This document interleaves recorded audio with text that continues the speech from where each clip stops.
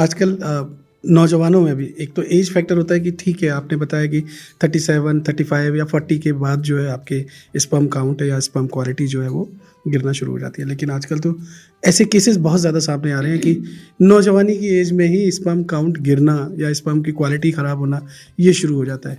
क्या कारण है? आजकल दो मॉडल्स में लोग रहते हैं। एक तो बहुत फिटनेस फ्री जो जिम जाते हैं, they are also having challenges from their own reasons. और कुछ लोग बिल्कुल ही नॉन प्रोडक्टिव या नॉन फिटनेस वाली लाइफस्टाइल को लेते हैं, जिसमें कि ना उनका स्लीप एक साइकिल है, ना उनका सोने का टाइम है, ना खाने का, ना क्वालिटी है।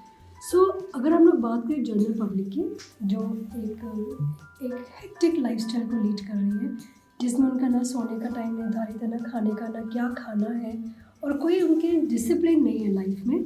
This is one of the reason. Number 2, there are many diabetes जैसी स्ट्रेस इंड्यूस्ड डिजीज़ आजकल बहुत यंग एज में कार्डियोवैस्कुलर डिजीज़ बहुत यंग एज में आ जा रही है। बीपी आजकल बहुत छोटे छोटे बच्चों को आजकल हम लोग देखें, मीन्स 25-30 ईयर्स की एज में there are anti hypertensive drugs, वो बीपी की दवा खाते हैं, या उनके अंदर में कई बार बहुत वीकनेसेस वो फील करते हैं, एनर्जी नहीं रहती है उनके अंदर में।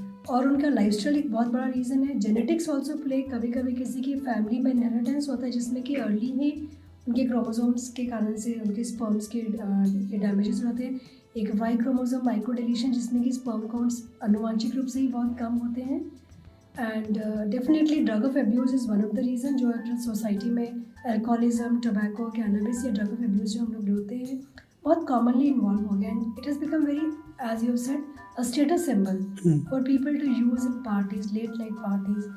और इंटरपर्सनल रिलेशनशिप में भी वो हार्मोनी नहीं रह गई है, उसका भी कहीं ना कहीं इम्पैक्ट आपके आई वुड से स्पर्म, अगर मेल्स में यह देखा जाए तो your gametes are reflection of your inner strength and health. Exactly. अगर आप अंदर से हेल्दी नहीं हो तो दैट नॉन हेल्दी एटीट्यूड या approach will be reflected in your semen sample also. So कभी कभी ऐसा भी होता है कि हम लोग ट्रीटमेंट देते हैं, हम पर्सन कंसीव कर जाते हैं, हम फिर भी कपल से कहते हैं कि देखो आप ये मल्टीवाइटमिन्स, बहुत simple as micro nutritional deficiencies, हम लोग विटामिन B12, जिंक, सेलेनियम जैसी बहुत सिंपल चीज़ों को अवॉइड कर लेते हैं, या थायराइड हार्मोन जो कि पुरुषों में भी पाया जाता है उसको निगलेक्ट कर देते हैं। अगर हम बात करें सेकंड लोगों की तरफ, जो कि बहुत फिटनेस फ्रीक होते हैं, जिम जाते हैं, उनमें बॉडी बिल्डिंग को लेकर के इतना एक जुनून होता है that they use anabolic steroid या टेस्टोस्टेरोन के इंजेक्शंस लगाते हैं, which again has got a very negative impact on your sperm factors.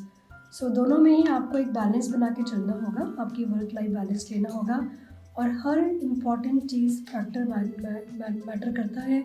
Diet, lifestyle, आपकी happiness score, adequate fitness and working भी बहुत इम्पॉर्टेंट है। And apart from this your आपकी metabolic health, diseases, diabetes, hypertension, cardiovascular diseases, thyroid, prolactin, and last but not the least your emotional strength. वैसे normal range क्या होती है sperm count?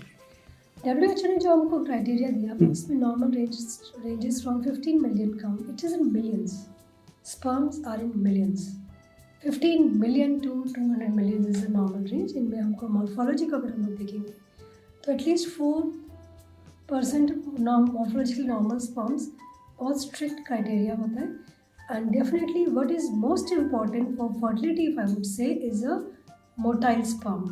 कई बार स्पर्म की मात्रा तो अच्छी होती है बट वो मोटिलिटी उनमें नहीं होती, वो स्पर्म दौड़ने वाले नहीं होते हैं। तो we need at least 50% of progressively motile sperms.